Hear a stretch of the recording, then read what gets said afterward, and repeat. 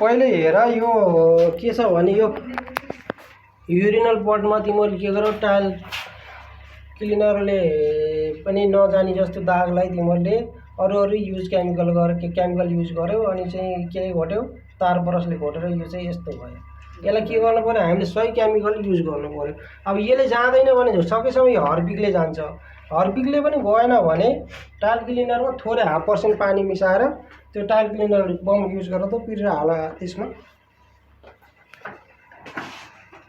ल यहाँ लिएर त्यो टाइल क्लिनरमा चाहिँ 0.5% पानी मिसाउनु पर्छ। 0.5% चाहिँ टाइल क्लिनर नै हुन्छ।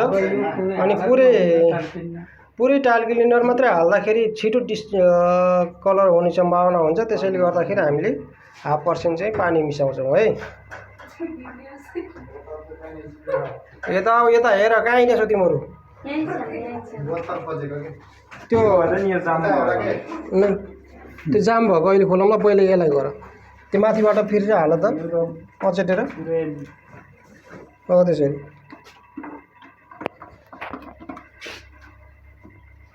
फेरि हाल त।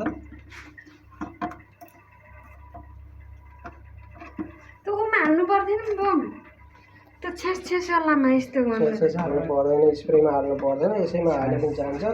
अब त्यो केले घोटा भने ग्रिन प्याडहरू अब स्क्रबरले घोटा यसो त्यो जान्छ त्यो मजाले। त्यो कहिल्यै पनि त्यो तार ब्रसहरू अनि किला काँटीहरूले चाहिँ युज गर्ने होइन। यो यहाँ छ ग्रिन प्याड, यसले घोटा त एकचोटि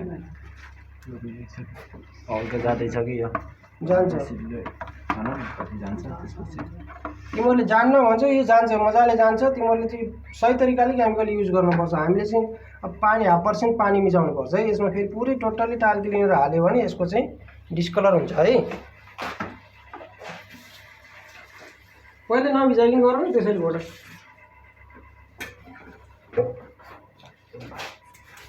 कति गर्न छ ल हेर गयो कि न? यता उल्लो साइडमा गर, जुन यतापट्टिको दाग भएको ठाउँतिर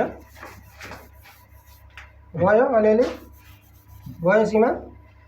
हेर्दैछु अघि कति थियो अघि कति थियो अहिले कति थियो हेर्न पाएन नि त मलाई अघि कति। मैले यो भिडियो पनि बनाइरहेको छु, टेन्सन नगर, भरे भिडियोमा पनि देखाउँछु मैले।